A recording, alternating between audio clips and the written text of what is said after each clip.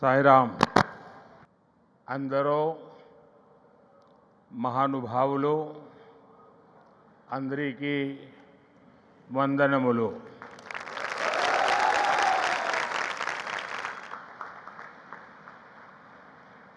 मुख्यमंत्री Shri Chandrababu Naidu,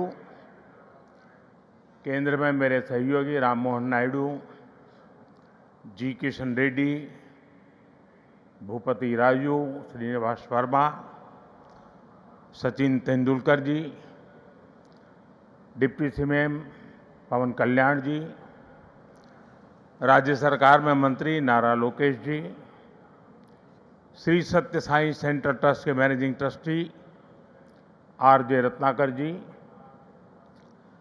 vice chancellor के चक्रवर्ती जी, ऐश्वर्या जी, अन्य सभी महानुभाव, देवी और सज्जनों, साईं राम। साथियों, आज इस पावन भूमि पुट्टपर्थी में आप सभी के बीच उपस्थित होना मेरे लिए एक भावात्मक और आध्यात्मिक अनुभव है। मुझे कुछ देर पहले बाबा की समाधि पर श्रद्धा सुमन अर्पित करने का अवसर मिला। उनके चरणों में नमन करना, उनका आशीर्वाद प्राप्त करना, ये अनुभव हमेशा हृदय को भावनाओं से भर देता है। साथियों, श्री सत्य साई बाबा का यह जन्म शताब्दी वर्ष हमारी पीढ़ी के लिए सिर्फ एक उत्सव नहीं, यह एक दिव्य वरदान है। आज भले ही वे हमारे बीच दैहिक स्वरूप में नहीं है, लेकिन उनकी शिक्षा, उनका प्रेम, उनकी सेवा भावना आज भी करोड़ों लोगों का मार्गदर्शन कर रही है। 140 से ज्यादा देशों में लाखों जीवन नए प्रकाश, नई दिशा और नए संकल्प के साथ आगे बढ़ रहे हैं। साथियों, श्री सत्य साई बाबा का जीवन वसुधैव कुटुंबकम का जीवंत स्वरूप था। इसलिए उनका ये बर्थ सेंटेनरी वर्ष हमारे लिए यूनिवर्सल लव, पीस और सर्विस का महापर्व बन गया है। हमारी सरकार का सौभाग्य है कि आज इस अवसर पर 100 रुपये का स्मृति सिक्का और डाक टिकट भी जारी किया गया है। इस सिक्के और डाक टिकट में उनके सेवा कार्यों का प्रतिबिंब है। मैं इस शुभ अवसर पर दुनिया भर में फैले सभी श्रद्धालुओं, साथी सेवकों और बाबा के भक्तों को हृदय से बधाई और शुभकामनाएं देता हूं। Friends, the central value of Indian civilisation is seva और service. All our diverse spiritual and philosophical traditions ultimately lead to this one ideal. Whether one walks the path of bhakti, jnana or karma, each is connected to seva. What is bhakti?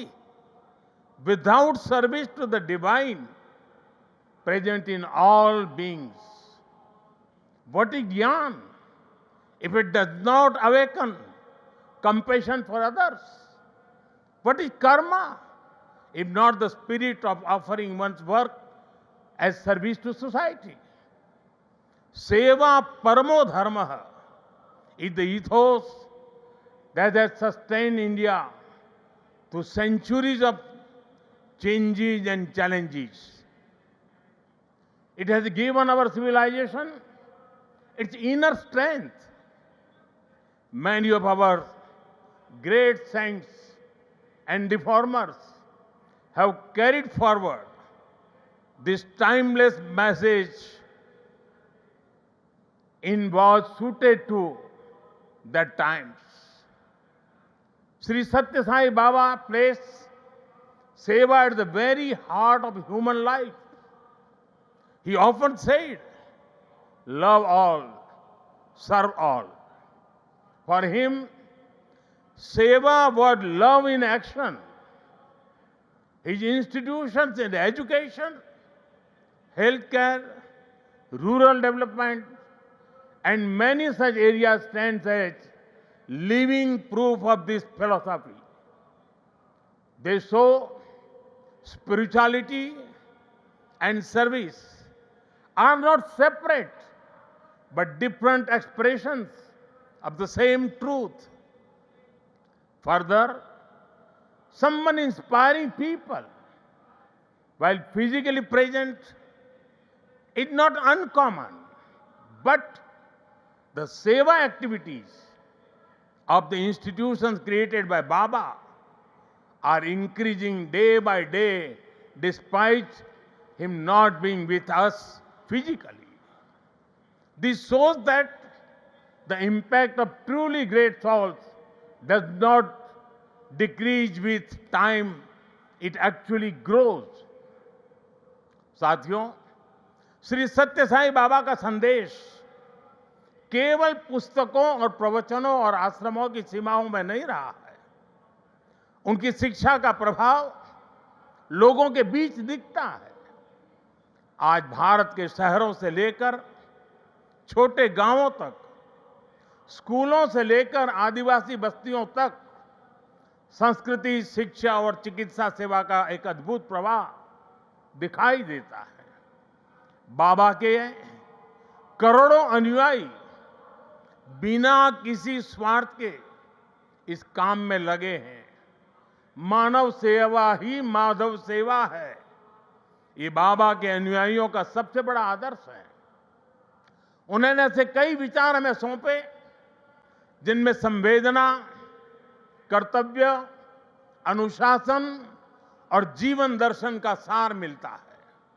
वो कहते थे, help ever, hurt never, less talk, more work. हम सभी के मन में आज भी श्री सत्य साई बाबा के ऐसे जीवन सूत्र गूंजते रहते हैं। साथियों, साई बाबा ने अध्यात्म का उपयोग समाज और जन कल्याण के लिए किया। उन्होंने इसे निष्काम सेवा, चरित्र निर्माण और मूल्य आधारित शिक्षा से जोड़ा। उन्होंने किसी मत या सिद्धांत पर अपनी शक्ति नहीं लगाई।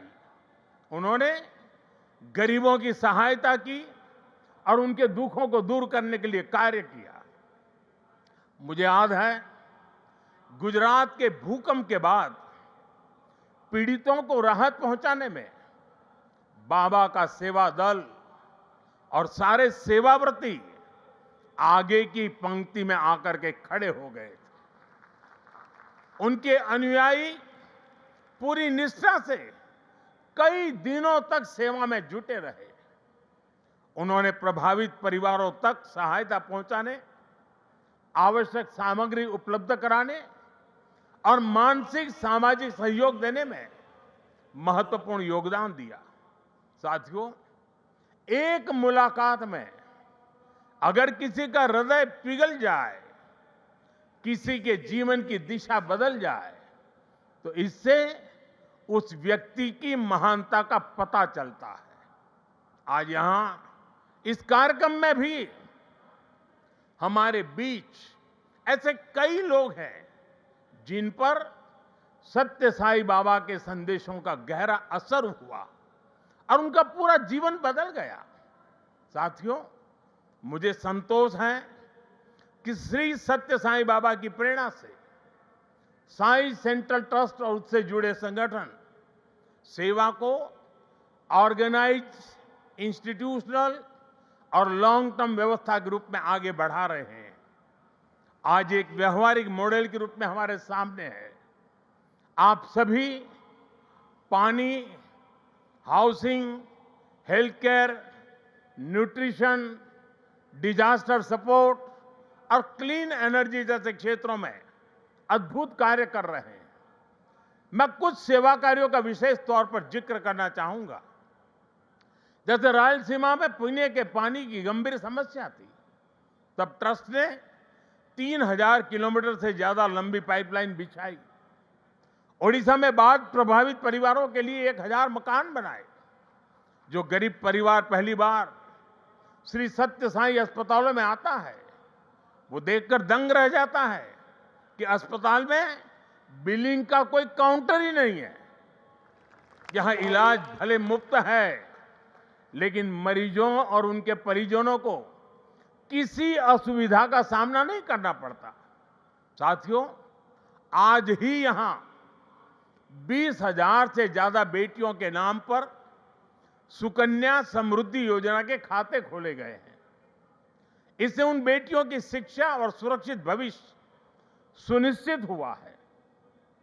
साथियों, भारत सरकार ने 10 साल पहले बेटियों की शिक्षा को ध्यान में रखते हुए उनके उज्जवल भविष्य के लिए ये सुकन्या समृद्धि योजना शुरू की थी। ये देश की उन योजनाओं में से एक है जिसमें 8.2% का सबसे ज्यादा इंटरेस्ट रेट हमारी बेटियों को मिलता है। अब तक देश की 4 करोड़ से ज्यादा बेटियों के खाते सुकन्या समृद्धि योजना के तहत खोले जा चुके हैं। और आपको ये जानकर खुशी होगी कि अब तक इन बैंक अकाउंट्स में 3.25 लाख करोड़ रुपए से ज्यादा की राशि जमा कराई जा चुकी है। ये प्रयास बहुत अच्छा है कि श्री सत्य साईं परिवार ने यहां 20,000 सुकन्या समृद्धि खाते खुलवाने का नेक काम किया है। वैसे मैं काशी का सांसद हूं, तो एक उदाहरण वहां का भी दूंगा। पिछले साल फरवरी में हमने वहां 27,000 बेटियों के सुकन्या समृद्धि खाते खुलवाए थे और हर बेटी के बैंक खाते में 300 रुपये भी ट्रांसफर किए गए थे। बेटियों की एजुकेशन और बेहतर भविष्य में सुकन्या समृद्धि योजना बड़ी भूमिका निभा रही है। साथियों, देश में पिछले 11 वर्ष में ऐसी अनेक योजनाएं शुरू हुई है जिन्होंने नागरिकों की सामाजिक सुरक्षा को, सोशल सिक्योरिटी कवच को बहुत मजबूत कर दिया है और देश के गरीब, वंचित निरंतर सोशल सिक्योरिटी के दायरे में आ रहे हैं।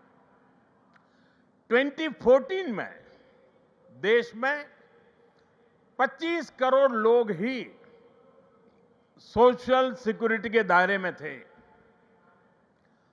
आज मैं बड़े संतोष के साथ कहता हूं और बाबा के चरणों में बैठकर के कहता हूं, आज ये संख्या करीब करीब 100 करोड़ तक पहुंच चुकी है। भारत की गरीब कल्याण की योजनाओं की, सोशल सिक्योरिटी देने वाली योजनाओं की विदेशों तक सभी इंटरनेशनल फोरम में चर्चा हो रही है। साथियों, आज ही यहां मुझे गोदान के कार्यक्रम में सहभागी होने का भी अवसर मिला है। ट्रस्ट द्वारा 100 गायें गरीब किसान परिवारों को दी जा रही है। हमारी परंपरा में गौ माता को जीवन, समृद्धि और करुणा का प्रतीक माना गया है। ये गायें इन परिवारों की आर्थिक, पोषण संबंधी और सामाजिक स्थिरता में सहायक होगी। साथियों, गौ माता के संरक्षण से समृद्धि का संदेश देश विदेश के कोने कोने में दिखता है। कुछ वर्ष पहले राष्ट्रीय गोकुल मिशन के तहत वाराणसी में 480 से ज्यादा गीर गायें वितरित की थी। और मेरा एक नियम था कि जो पहली बछड़ी होती थी वो मैं वापस लेता था और दूसरे परिवार को देता था। आज वाराणसी में गीर गायों और बछड़ों की संख्या लगभग 1700 हो गई है। और वहां हमने जो एक परंपरा शुरू की है, जो गाय वहां वितरित की गई है, उनसे पैदा हुआ मादा बछिया को दूसरे इलाके के किसानों को मुफ्त दिया जाता है। इसलिए इन गायों की संख्या भी बढ़ रही है। मुझे याद है 60-8 साल पहले अफ्रीका में रवांडा की यात्रा के दौरान मैं एक गांव में वहां गया था और वहां भारत की 200 गीर गायें भेंट की थी। और ये दान देने वाली परंपरा वहां भी है। वहां गिरिंका नाम की प्रथा है, जिसका अर्थ है मे यू हैव अ काऊ। इसमें गाय से पैदा होने वाली पहली मादा बछिया को पड़ोसी परिवार को दान देता होता है। इस प्रथा से वहां न्यूट्रिशन, मिल्क प्रोडक्शन, इनकम और सोशल यूनिटी बढ़ी है। साथियों, ब्राजील ने भी भारत की गीर और कांकरेज नस्लों को अपनाकर उन्हें आधुनिक तकनीक और वैज्ञानिक प्रबंधन के साथ आगे बढ़ाया है और आज वे बेहतर डेयरी परफॉर्मर्स का स्रोत बन गई है।